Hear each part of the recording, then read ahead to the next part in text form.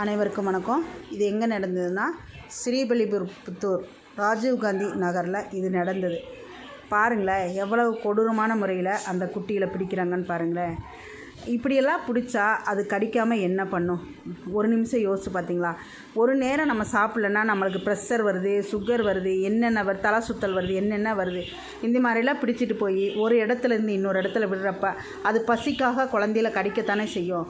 இந்த அறிவும் கூடமாக இந்த பேசிக் நாலேஜ் கூட இல்லாமல் இருக்கிற மனுஷங்களை என்ன சொல்கிறதுன்னு தெரியல. கண்டிப்பாக இந்த மாதிரிலாம் பண்ண கொடூரமான முறையில் இந்த வாயில்லா ஜீவன்கள் மனுஷனை தாக்கத்தான் செய்யும். ஏன்னா அது பசியின் கொடுமையினால் அது பண்ணுது. அவங்களுக்கு தெரியாதுங்க, அது அஞ்சறிவு ஜீவன் தான். அதுக்கு என்ன பண்ணுறோன்னு தெரியாது. கடிச்சிட்டு திரும்பி அதே ஃபீல் பண்ணுமாமா, ஐயோ இவங்களை கடிச்சிட்டோமே அப்படின்னு ஃபீல் பண்ணுமாமா.